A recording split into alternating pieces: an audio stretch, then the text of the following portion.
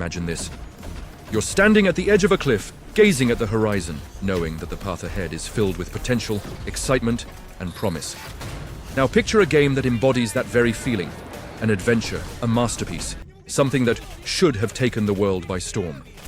Yet, despite its brilliance, it fades into obscurity, forgotten by most. Why?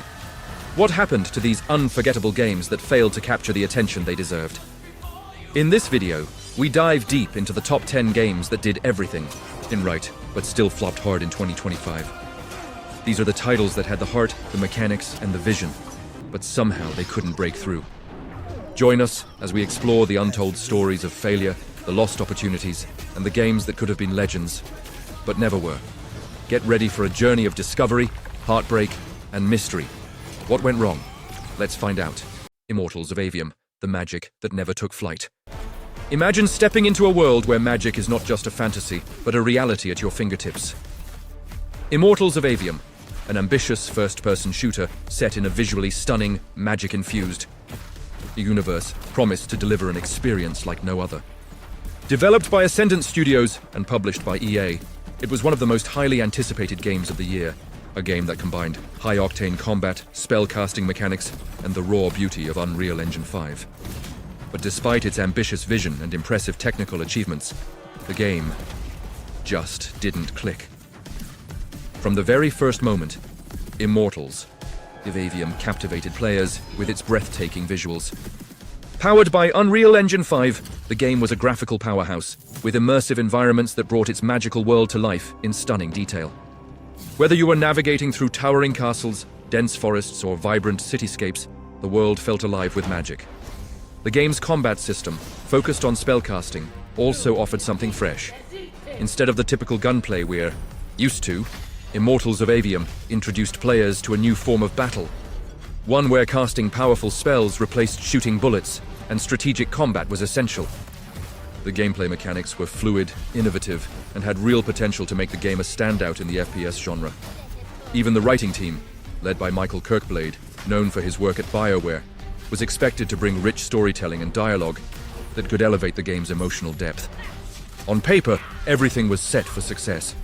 Yet despite all these promising elements, Immortals of Avium failed to gain any significant traction. Millions of dollars were poured into both development and marketing, yet the game was largely unknown to the average player. Even the launch, which could have been a grand event, fell flat. So what went wrong? The name Immortals of Avium itself became a major point of confusion. For a game that was meant to introduce players to an exciting new magical world, the ESASU title didn't convey what it was really about.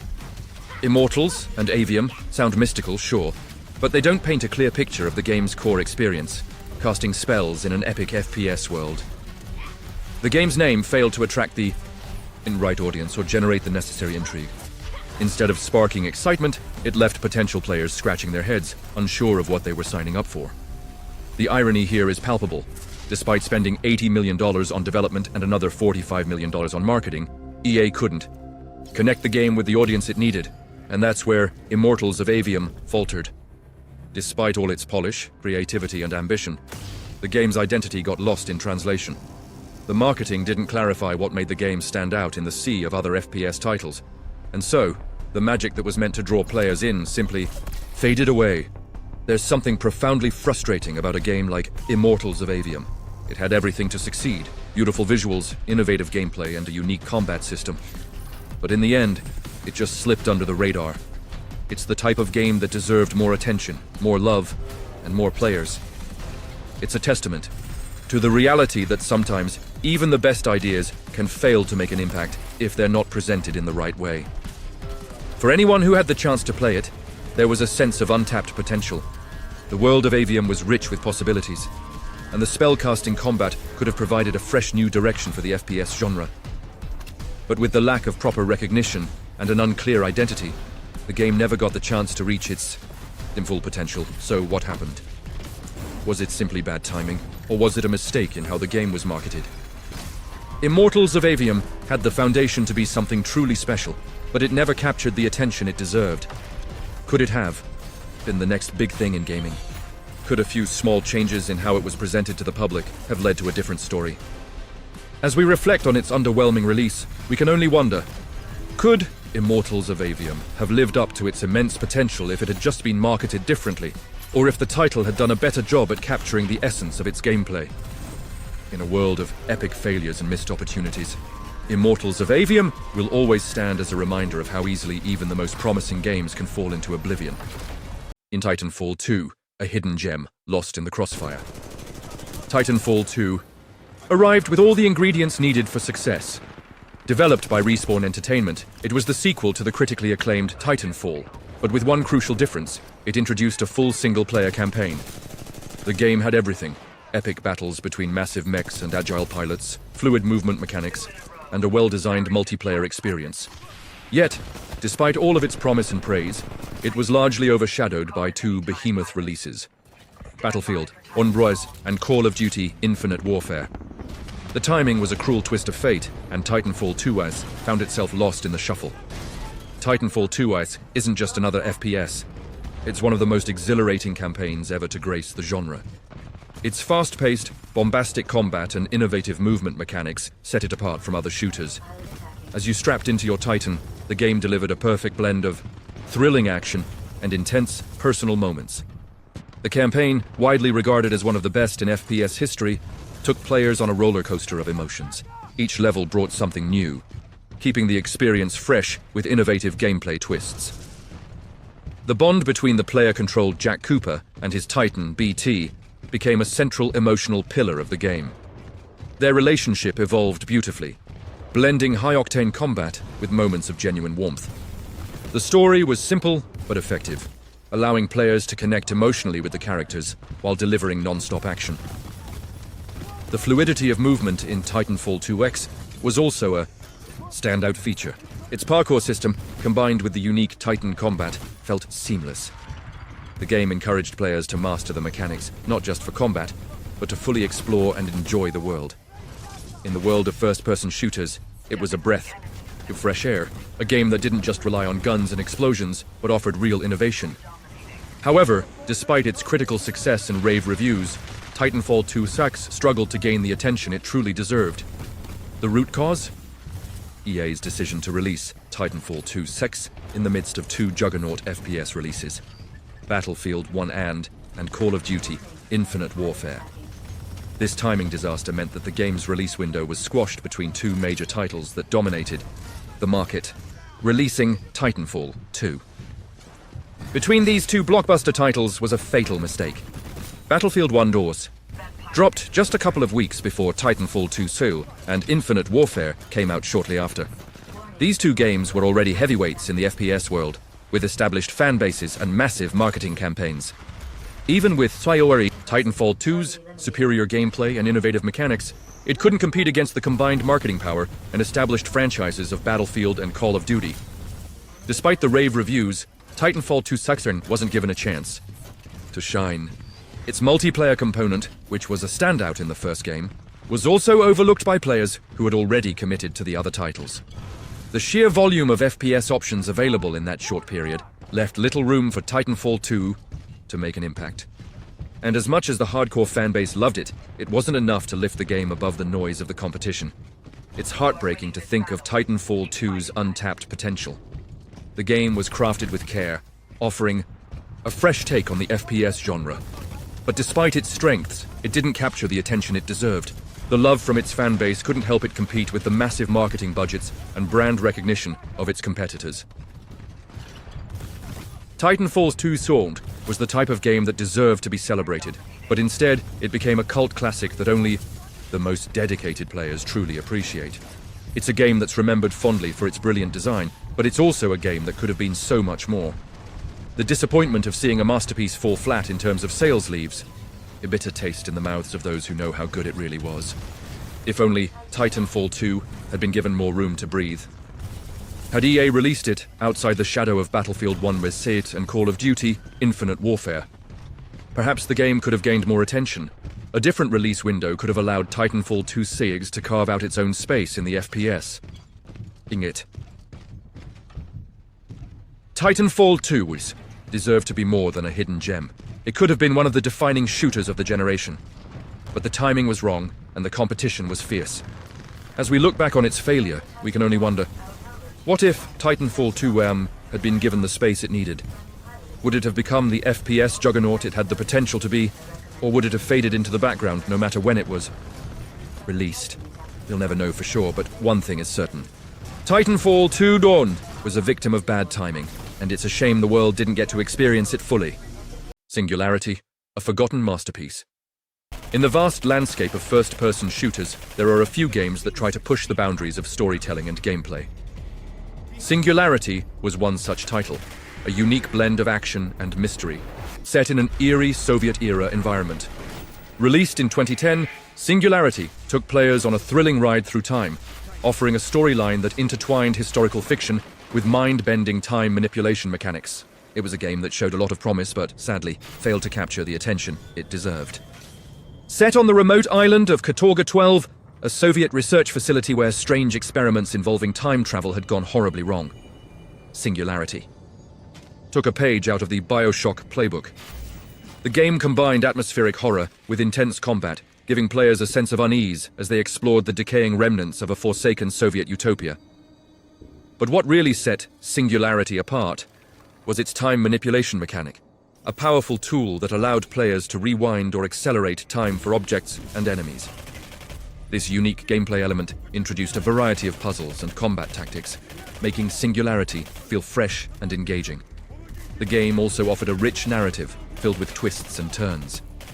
The mystery behind the experiments, the deadly creatures born from them, and the main character's own fate provided a deep, immersive experience. The eerie ambiance, combined with the time-warping mechanics, created a world unlike any other. It was a game that had all the ingredients for success: a gripping story, innovative mechanics, and stunning visuals. At its core, Singularity was a fun, highly engaging game. The time manipulation mechanics were both innovative and deeply satisfying. Players could freeze enemies in time, reverse the decay of objects, or even age their enemies into dust, which made combat not only exciting, but also strategic. This mechanic, combined with solid shooting and exploration gameplay, allowed for a deeply immersive experience that kept players hooked from start to finish. The art direction was another standout feature. The decaying Soviet facility was beautifully designed, with crumbling walls, flickering lights, and an overall atmosphere that felt both claustrophobic and eerie. The environments felt alive, almost like characters themselves, as players uncovered the tragic history behind Katorga 12. The storyline, with its clever time twists and morally grey characters, was another highlight. It wasn't just about saving the day. It was about the ethical consequences of time manipulation and the cost of progress. Players were constantly faced with difficult choices, adding a layer of depth to the narrative. In many ways, Singularity was a game ahead of its time, with mechanics and storylines that felt both relevant and experimental. Despite the high praise from critics and players who did discover it, Singularity never found its audience. The primary reason for this was simple: it lacked the necessary marketing to stand out. In an era dominated by massive releases like Halo, Reach, and Call of Duty, Black Ops, Singularity got lost in the shuffle. While it was a high-quality in-game, it didn't have the kind of blockbuster promotion that could propel it to the forefront of gamers' minds. Additionally, the game's release window didn't help its cause. It was sandwiched between other major FPS titles, and despite being praised for its innovative mechanics and engaging narrative, it never managed to break through. The lack of a strong marketing campaign meant that many players never even knew it existed, and those who did were often overshadowed by the bigger names in the genre. The game's failure wasn't due to lack of quality. Singularity was a well-crafted, highly original game. It simply didn't have the visibility or support to succeed in a competitive market. The result was that it remained a hidden gem, appreciated only by a select few. It's difficult not to feel a sense of sadness when reflecting on Singularity's fate. This was a game that deserved so much more. It had an intriguing premise, innovative gameplay, and a story that was both thought-provoking and emotionally engaging. But despite all of its merits, it was never given the platform it needed to thrive. The failure of Singularity wasn't a reflection of its quality. It was a result of poor timing, lack of visibility, and a market saturated with big-budget titles. There's a certain tragedy in knowing that such a brilliant game was forgotten by so many, never truly appreciated for the masterpiece it was. It's the kind of game that had the potential to carve out its own place in gaming history, but was overshadowed by circumstances beyond its control. And that, in itself, is heartbreaking. Looking back on Singularity's underperformance, one can't help but wonder, what if it had been released at a different time? What if it had received the marketing push it deserved? Could Singularity have become a cult classic, or even a mainstream success? The game's potential was evident in every aspect of its design, from its innovative mechanics to its compelling story. Yet because it wasn't given the attention it deserved, it remains a lost opportunity in the world of gaming. The tragedy of Singularity lies in the fact that it was a game ahead of its time, yet never got the chance to fully realize its potential. What could have been a defining moment in the FPS genre turned into a footnote in gaming history, one that's remembered only by those lucky enough to have played it. Guardians of the Galaxy 2021, a cosmic gem overlooked. In 2021, Square Enix, a company best known for its Final Fantasy series and action-packed games, made an unexpected and bold move by entering the Marvel Universe.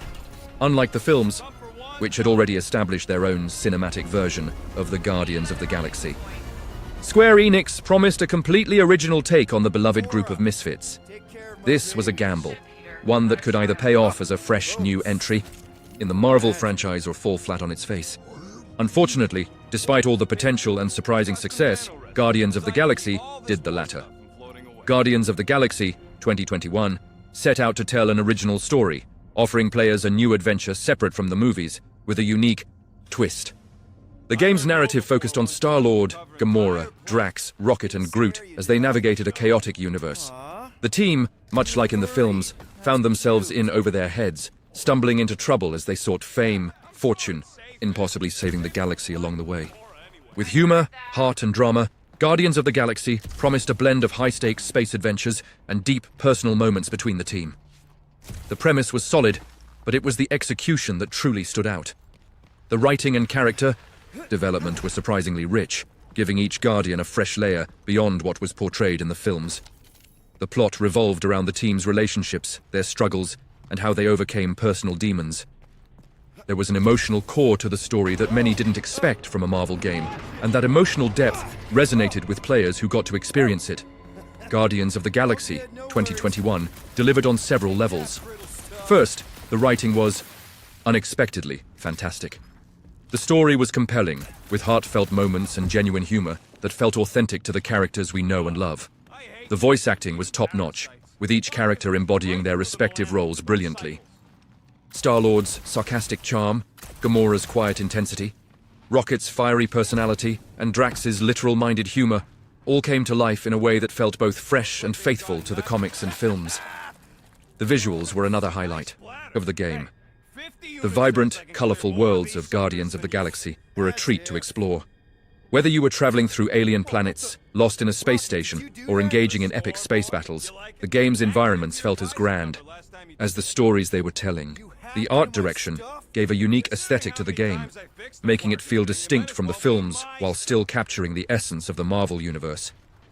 The gameplay itself was fun and engaging. It combined fast-paced combat with strategic elements. Players controlled Star-Lord, but could issue commands to other Guardians in battle, adding layers of strategy and teamwork. The combat was fluid and satisfying, and the ability to switch between characters on the fly provided a dynamic and enjoyable experience. Despite all these strengths, Guardians of the Galaxy struggled to make an impact. The game launched with positive reviews, many praising its writing, character development, and emotional depth. Yet, it underperformed in terms of sales. The primary factors behind its failure were the negative hype it received before release, Marvel fatigue, and Square Enix's mishandling of its Western properties. The initial reveal of Guardians of the Galaxy didn't do the game any favors. The first trailers were met with skepticism, especially after the disastrous launch of Marvel's Avengers in 2020. Many feared Guardians would follow the same path of mediocrity and fail to capture the magic of its film counterparts. This skepticism permeated the gaming community and set a negative tone for the game, which made it harder for the title to attract a broader audience. Additionally, by the time Guardians of the Galaxy launched, many players were feeling fatigued by the Marvel brand.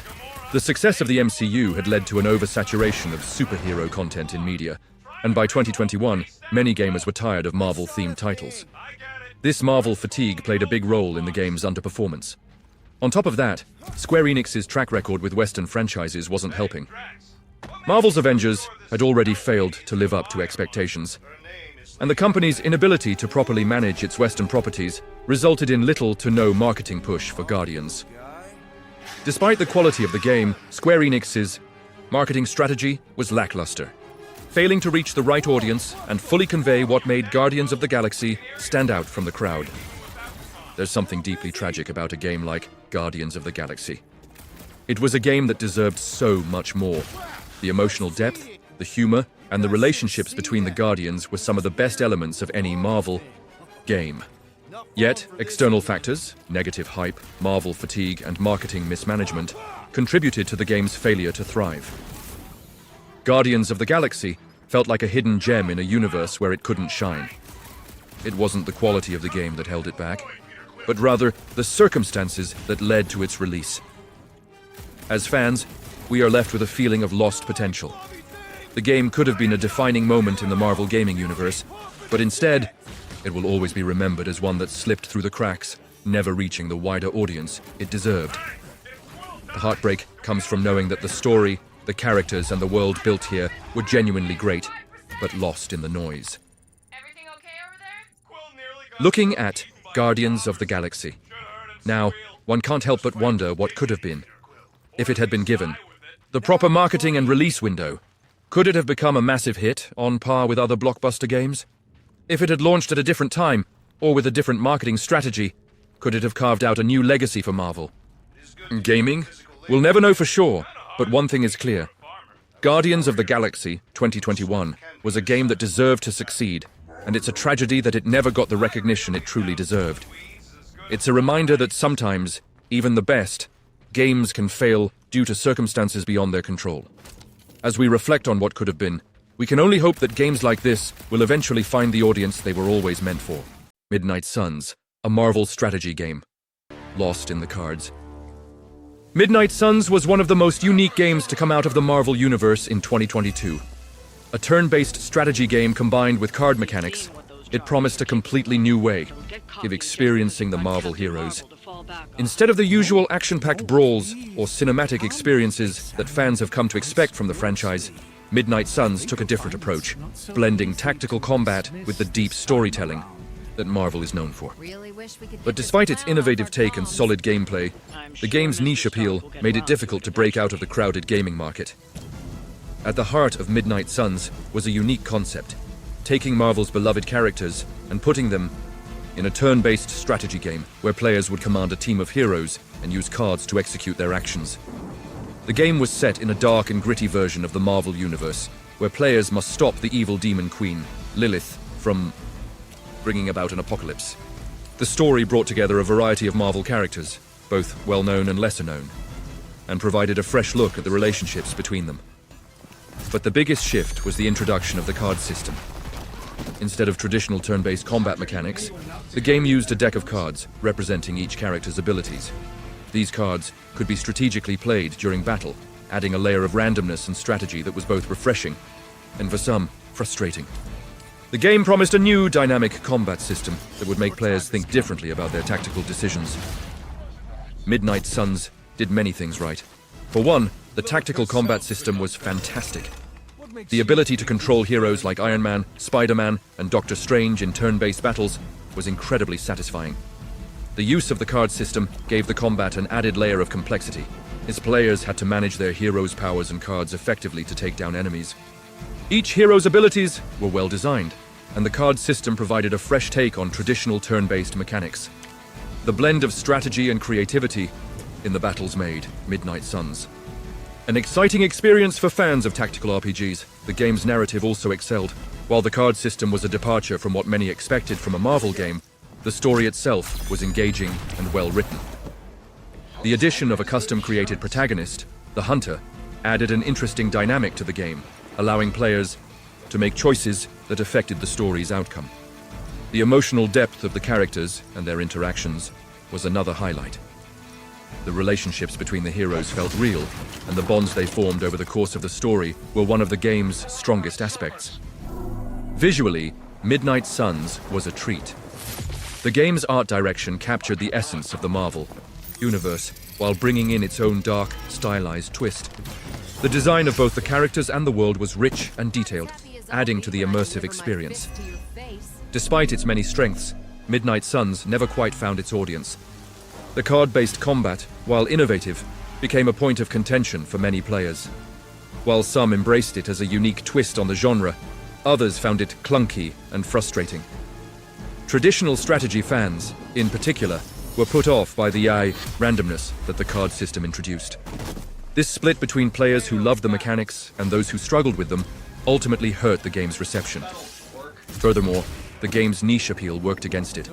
While the Marvel brand is massive, Midnight Suns' shift in gameplay style was so unconventional that it didn't resonate with the broader gaming audience. Marvel fans who were expecting more action-packed, fast-paced gameplay were disappointed by the slow, methodical nature of the card-based strategy. Midnight Suns catered to a very specific type of player, a fan of both Marvel and turn-based strategy. But that audience wasn't large enough to propel the game to commercial success. The release window also didn't do the game any favors. Coming out during a time when players were overwhelmed with other major titles, Midnight Suns struggled to stand out. Despite the positive reviews it received, the game couldn't overcome the obstacle of being an unconventional Marvel game in a market saturated with more traditional action games. It's hard not to feel a sense of disappointment when looking back at Midnight Suns. The game had so much potential. It was a fresh and innovative take on the Marvel universe, offering something truly unique in terms of gameplay and storytelling. But its niche appeal ultimately became its downfall. The sense of wasted potential is palpable. Midnight Suns was a game that deserved more recognition, more players, and more attention. It was a game that pushed the boundaries of what a Marvel game could be. But in doing so, it alienated many fans. There's something tragic about Midnight Suns' fate. It's a game that, with the right marketing and a more broad appeal, could have become a staple in the Marvel gaming universe. But instead, it will be remembered as one of those titles that failed to find its audience, despite being well-made and highly creative. Looking back on Midnight Suns and its journey, it's easy to wonder, could the game have been more successful if it had been marketed differently? What if Square Enix had focused more on the strategic depth and less on trying to fit it into the Marvel mold? Could the game have thrived if it had embraced its niche and catered more directly to fans of turn-based strategy? In the end, Midnight Suns' failure highlights the challenges of catering to a niche audience while trying to juggle the massive expectations tied to a global franchise like Marvel. The game was unique and fresh, but it just didn't have the broad appeal needed to succeed in today's gaming market. Midnight Suns will forever be remembered as a game that dared to be different, but one that didn't get the recognition it truly deserved. It's a bittersweet reminder that sometimes, even the most well-crafted games can be lost in the noise. Kingdoms of Amalur, Reckoning, a promising RPG lost to turmoil. Kingdoms of Amalur, Reckoning was the kind of game that had all the makings of an epic success. With an expansive open world, deep character progression, and satisfying fast-paced combat. It seemed like it could stand shoulder to shoulder with the greatest RPGs of its time. But despite its immense potential, Amalur was marred by a troubled development process and financial turmoil, causing it to underperform in sales and ultimately fade into relative obscurity. At its core, Kingdoms of Amalur, Reckoning was an action RPG that combined the best elements of open-world exploration and fast-paced combat. The game allowed players to freely roam a vast, colorful world, filled with rich lore, diverse environments, and plenty of side quests to keep them engaged. The character progression system was deep and flexible, offering a variety of classes and abilities to suit different playstyles. Whether you wanted to be a warrior, a rogue, or a mage, Reckoning gave you the tools to build a character exactly the way you wanted. The combat system was one of the standout features. It blended traditional RPG mechanics with real-time action, making battles fast and satisfying. The fluid combat, combined with the ability to chain combos and execute devastating moves, made the game feel dynamic and thrilling. Add to that the deep crafting system and the promise of a richly detailed world, and you had the recipe for a game that could have been something special. When it came to what Kingdoms of Amalur did right, it didn't disappoint. The world building was stellar, with the game's setting Amalur, feeling both vast and alive. The environments were beautifully diverse, from lush forests and snowy peaks to desolate swamps and vibrant cities. Each area was meticulously designed to immerse players in the world, and the attention to detail was evident everywhere. The landscapes felt lived in, with towns bustling with NPCs, and the world itself teeming with lore and secrets to uncover. See, combat was another highlight of Reckoning. It was fluid, engaging, and often downright fun. The action-focused gameplay was a refreshing change from the slower, more methodical combat of many other RPGs at the time. The fast-paced fighting, along with the ability to customize your skills and abilities, made for a highly personalized experience. Whether you were hacking away at enemies with a sword, casting spells, or using a bow for ranged combat, every battle felt satisfying and dynamic. The character progression system allowed for a great deal of flexibility, giving players the freedom to mix and match different skill trees, creating a custom character that suited their personal playstyle. Whether you were a brute force warrior or a nimble mage, the game gave you the tools to craft your perfect hero. And then there was the story. While not revolutionary, it was compelling enough to keep players engaged, offering a classic tale of an unlikely hero rising to save the world. The characters you met along the way were well written, and the dialogue was engaging, with each quest pushing you further into the mystery of Amalur's fate. Despite these strengths, Kingdoms of Amalur: Reckoning ultimately faltered. Its major downfall wasn't the quality of the game itself, but rather the drama surrounding its development and the financial troubles of its parent company, 38 Studios.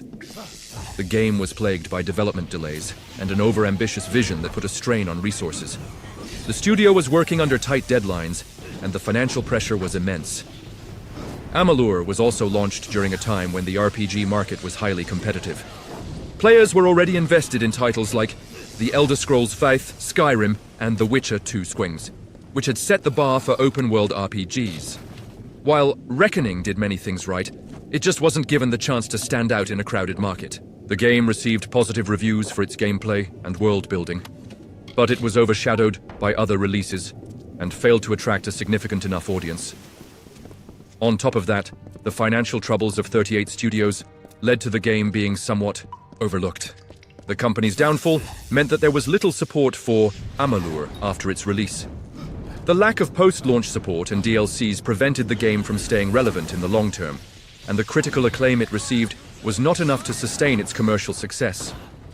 The sadness surrounding Kingdoms of Amalur: Reckoning lies in the fact that it had so much potential, but was caught up in circumstances beyond its control. The game could have been a defining moment for the RPG genre, a fresh new contender alongside Skyrim and The Witcher. However, the financial struggles of its parent company, coupled with an overcrowded market and poor timing, ensured that it never reached the audience it deserved. For fans of Amalur, it's difficult not to feel a sense of lost opportunity. The game was well crafted, with a vibrant world, deep combat, and solid mechanics. Yet external factors like the financial collapse of 38 Studios and the overwhelming presence of other RPG giants overshadowed its merits. It's heartbreaking to think about what Kingdoms of Amalur could have been if it had received more attention, better timing, and the support it needed to thrive. Kingdoms of Amalur: Reckoning is a perfect example of a game that was ahead of its time, but its success was undermined by factors outside of the game's design and development. Had it been given more breathing room in a less saturated market, or if its studio hadn't faced such financial turmoil, it could have been one of the defining RPGs of its generation. The tragedy of Amalur lies in the lost potential. What could have been a long-running franchise that rivals the best in the RPG genre turned into a forgotten title, overshadowed by circumstances it couldn't control. Ultimately, Kingdoms of Amalur serves as a reminder of the unpredictable nature of the gaming industry. Even the most well-made games can fail if they don't catch the right break. What could have been a masterpiece ended up as a lost opportunity, a game that could have carved out its place in gaming history, but instead remains a footnote in the vast landscape of RPGs. Oddworld: Stranger's Wrath, a hidden gem lost in the shadows. Oddworld: Stranger's Wrath was unlike anything else when it was released in 2005. A bizarre mix of first-person and third-person action, the game put players in the boots of a mysterious bounty hunter known simply as Stranger. Set in the strange and wonderfully odd world of Oddworld, Stranger's Wrath was a game that stood out for its innovative mechanics and distinctive style. Yet, despite offering a fresh and unique experience, it ultimately failed to capture the attention it deserved, overshadowed by bigger titles in the market. At its core, Oddworld Stranger's Wrath blended genres in an unconventional way. Players controlled Stranger, a bounty hunter tasked with capturing outlaws in the wild, strange landscapes of Oddworld. The game featured a unique mixture of first-person and third-person perspectives. In the third-person view, players could engage in traditional action gameplay, running, jumping, and navigating environments. However, when combat came into play, the game switched to a first-person view, providing a more intense and immersive action experience. One of the most innovative features was Stranger's use of live ammo, creatures from the world of Oddworld that could be used as ammunition for his crossbow. These creatures had unique abilities, such as exploding, stunning enemies, or setting them on fire, adding a layer of strategy to combat. This combination of different gameplay styles and the imaginative setting made Stranger's Wrath a truly original and compelling experience. Stranger's Wrath was ahead of its time in many ways. The gameplay mechanics were inventive, offering players the chance to explore the game world through both a third-person lens and a first-person combat system. This made the experience dynamic, as players could enjoy platforming and exploration one moment, then seamlessly switch to a thrilling first-person shootout the next. The world of Oddworld itself was another highlight. It was a rich, vibrant setting filled with unique characters and bizarre creatures, all crafted with the same level of detail that had made previous Oddworld games so memorable. The game's quirky art style and offbeat humor added charm and personality to the experience. While the mysterious stranger, his motivations and past shrouded in secrecy, kept players intrigued as they uncovered the truth behind his mission. Additionally, the live ammo system was truly innovative, offering a fun and unusual twist on the traditional first-person shooter formula. It encouraged players to experiment with different creatures and combat strategies, keeping the gameplay fresh and exciting. Despite its innovative gameplay and creative world-building, Stranger's Wrath never reached the success it deserved. The primary reason for its failure? Poor marketing and being overshadowed by other, more popular titles at the time. When Stranger's Wrath launched, it had limited exposure. It wasn't part of the major gaming franchises that dominated the market, and its unique, offbeat nature didn't appeal to everyone. The marketing campaign was weak, and the game didn't generate the buzz needed to stand out in a crowded market. It was lost among the likes of Halo 2 Wood and Grand Theft Auto San Andreas, which were far more prominent releases at the time. While Stranger's Wrath was well received critically, its commercial performance didn't match the positive reviews. It lacked the widespread appeal that other titles in the genre had, and as a result, it faded into relative obscurity. The game's unique blend of action and exploration simply wasn't given the platform it needed to thrive. The failure of Oddworld Stranger's Wrath feels like the loss of a masterpiece that never got its moment to shine. The game was innovative, fun, and visually stunning, yet it was relegated to the shadows, overlooked by many who never gave it a chance. The sense of loss is palpable for those who played it, as they know how special this game truly was. It's a reminder of how difficult it can be for unique games to succeed, especially when they don't fit neatly into the mainstream. Stranger's Wrath had everything going for it. A fresh approach to gameplay, a rich world, and a compelling protagonist. But it was overshadowed by the commercial juggernauts of its time, and its brilliance went largely unrecognized. It's a bittersweet feeling to know that such an original and well-crafted game didn't get the recognition it deserved. While Stranger's Wrath never achieved the commercial success it should have, its sequel, Oddworld Soulstorm, has found a more appreciative audience. The success of the sequel highlights just how ahead of its time the original game was. Perhaps if Stranger's Wrath had been released today, with the right marketing and a more favorable gaming landscape, it might have been better received. In the end, Stranger's Wrath stands as a testament to the challenges of breaking through in a competitive market. It was a game full of potential, but it didn't get the chance to fulfill that potential. Its failure is a reminder of how easily even the most innovative games can be overlooked and lost to time, leaving us to wonder just how different things could have been if it had found its audience. DJ Hero, the rhythm game that couldn't keep the beat. In 2009, DJ Hero was a bold experiment in the rhythm game genre, borrowing the addictive gameplay mechanics of Guitar Hero and applying them to the world of DJing. It introduced a completely new control scheme with a turntable-shaped peripheral, allowing players to scratch, crossfade, and mix tracks in a way that felt fresh and exciting. Paired with an eclectic, high-energy soundtrack, DJ Hero promised a unique musical experience. But despite all the hype, DJ Hero ultimately faltered, unable to maintain its momentum and fading into obscurity. DJ Hero took the familiar rhythm game formula, pressing buttons in time with the music, and infused it with the art of DJing. Instead of strumming a guitar, players used a turntable controller with buttons for scratching, crossfading, and mixing. The goal was to match the on-screen prompts while creating an authentic DJing experience, blending genres like hip-hop, rock, pop, and electronic music into a high-energy rhythm game. The soundtrack was packed with remixes of popular tracks, making it a dream for music lovers who wanted to experience their favorite songs in a new, interactive way. The game promised a fun, unique experience, giving players the thrill of being a DJ without ever stepping into a real club. With its innovative controller and energetic gameplay, DJ Hero had all the makings of a success. However, it was not meant to be. On paper, DJ Hero was a fantastic idea. The gameplay was engaging, and the turntable controller added a refreshing twist to the rhythm game genre. Unlike Guitar Hero, where players used a guitar-shaped controller, DJ Hero allowed players to feel like they were truly mixing music, adding a sense of creativity to the gameplay. The turntable controller was well-designed and responsive, making the gameplay feel immersive and exciting. The soundtrack was another huge selling point. DJ Hero featured a mix of tracks from various genres, electronic beats, hip-hop, and even classic rock, often remixed into mashups that felt fresh and energetic.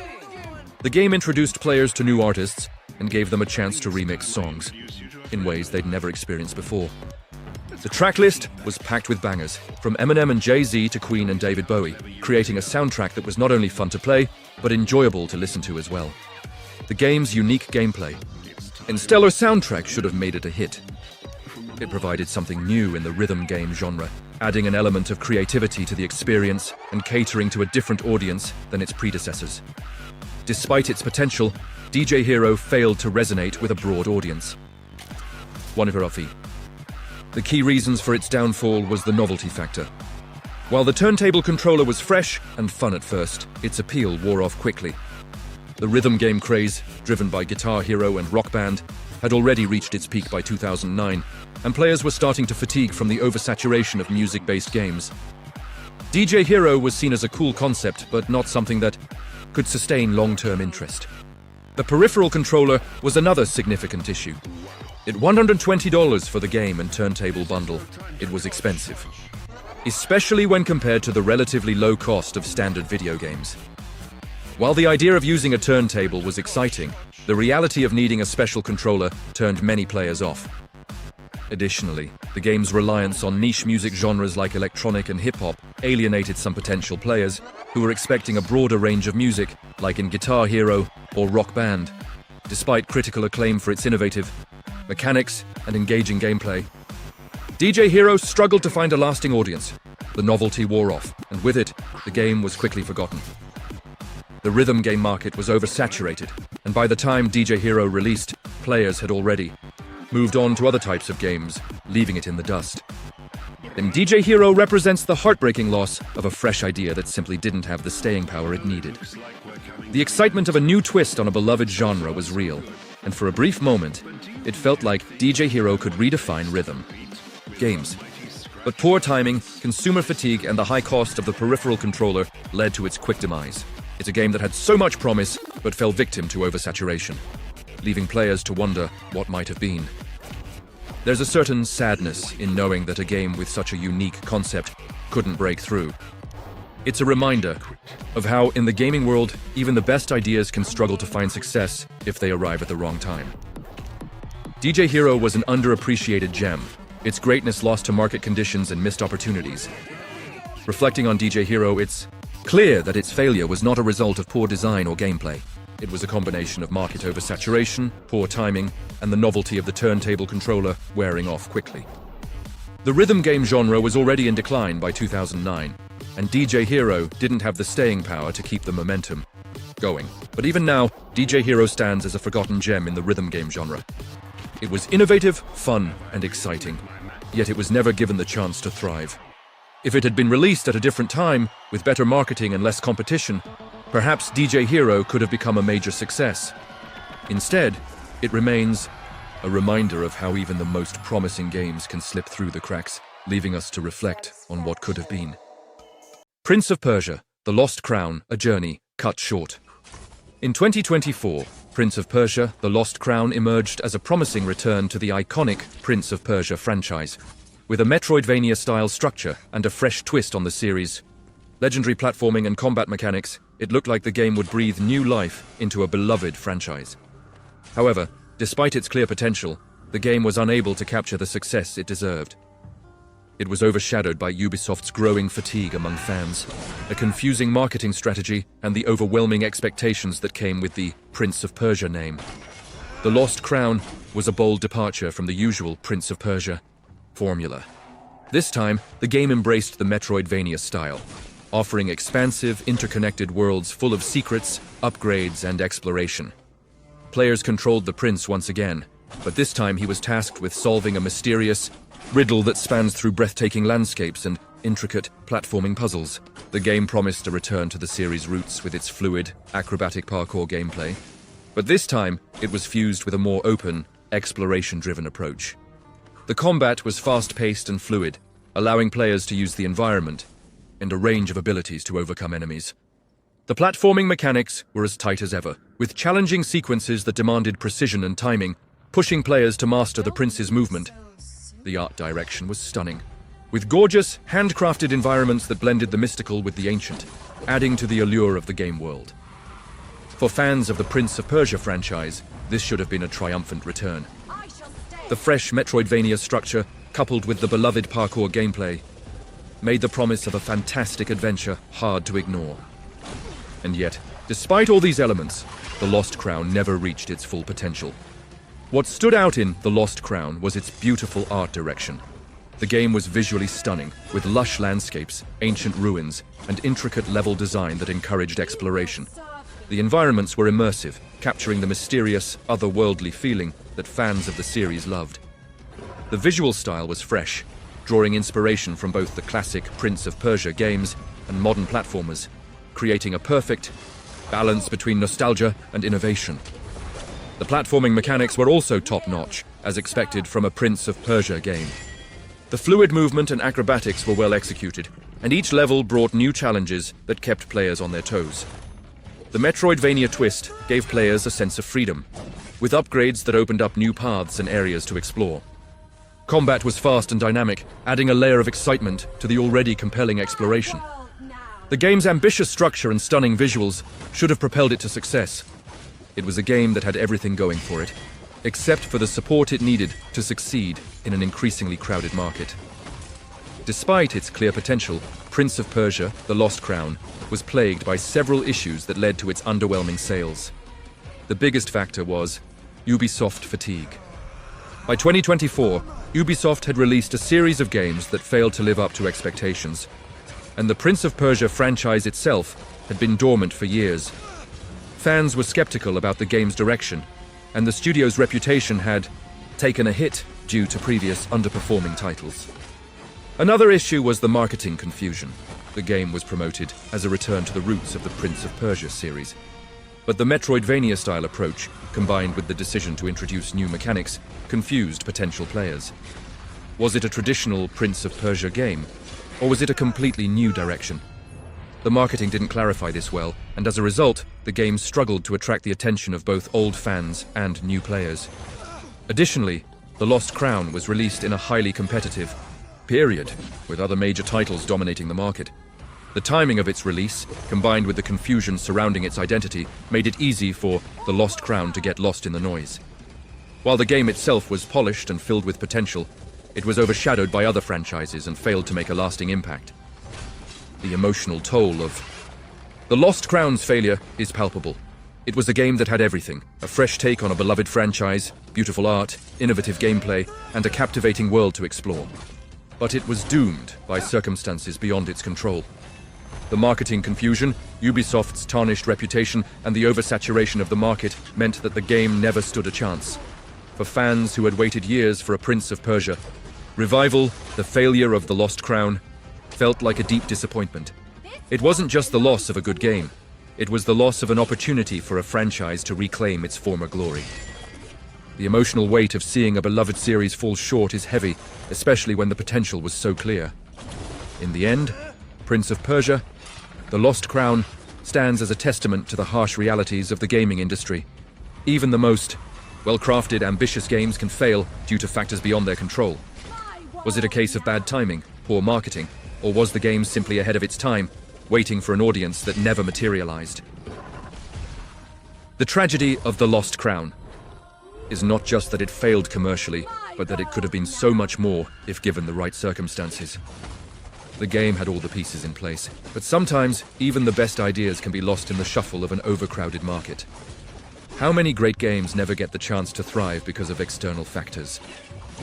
The Lost Crown will forever be a mind. What could have been story? A lost opportunity that fans can only dream of, reflecting on how things could have turned out differently. Is Honor of Kings really worth your time? Honest Review, 2025. Honor of Kings just dropped globally. But is it actually worth your attention in the crowded world of mobile MOBAs? Before you jump in, let's clear something up. This isn't a fresh title at all. Initially released way back in 2015 exclusively for China, this game from Level Infinite and Tencent Games has been around for almost a decade. You might even remember its international version, Arena of Valor, from 2016. A game that had decent success, but never truly captured global attention. So now that Honor of Kings is officially available worldwide, does it offer anything special, or will it simply fade away among giants like Mobile Legends, Bang Bang, Pokemon Unite, and League of Legends, Wild Rift? Stick around, because the answer might surprise you. What exactly is Honor of Kings at its A? Core Honor of Kings is your classic 5v5 mobile MOBA, but it does offer extra modes like 3v3 battles, boot camp, and even AI simulations. Then gameplay-wise, if you've spent time with Wild Rift, you'll feel right at home. Controls are intuitive. Touch and swipe your way across the familiar 3-lane map, unleashing abilities with simple taps. Your mission here is pretty straightforward. Push enemy lanes, destroy towers, and protect your own base. Matches are advertised as quick 15-20 minute affairs, ideal for mobile gaming sessions. However, in practice, the game can drag longer, especially with newer players wandering aimlessly, rather than coordinating strategically. My own initial matches pushed closer to 30 minutes. Keep this in mind if quick gameplay is your main attraction. Choosing heroes and upgrading items. How easy is it? Here's where Honor of Kings shines for new players. It's extremely user-friendly. Lanes are clearly labeled. Clash for aggressive combat and Farm for resource gathering. Hero selection is equally straightforward, categorized neatly into roles like mages, your ranged magic specialists, and fighters, close-range damage dealers. With a roster of 85 characters available right now, choosing your next main is simultaneously exciting and overwhelming. Fortunately, the game guides you effortlessly. Each hero includes preset builds and suggested lane roles, so there's no need to spend ages strategizing beforehand, unless you want to. Item upgrades and skill leveling are equally streamlined. Just tap the prompts on your screen and you'll quickly grasp how to boost your character mid-game without navigating cumbersome menus. While experienced MOBA veterans might feel this oversimplifies strategy, casual gamers and newcomers will appreciate this effortless approach, allowing them to dive right into action. Is more always better? Now, while having 85 heroes feels impressive, it's admittedly daunting. Each hero comes packed with unique lore, distinctive abilities, and plenty of flashy skins, tempting you to unlock them all. I started with Angela, whose powerful burst and stun combos make her a formidable choice, then moved on to Ho Yi, a hero whose powerful ultimate becomes crucial in the late game. However, there's a catch. Unlocking all these heroes isn't immediate. Unlike Overwatch, where characters are available almost instantly, Honor of Kings demands either heavy grinding or real-world cash to unlock new characters quickly.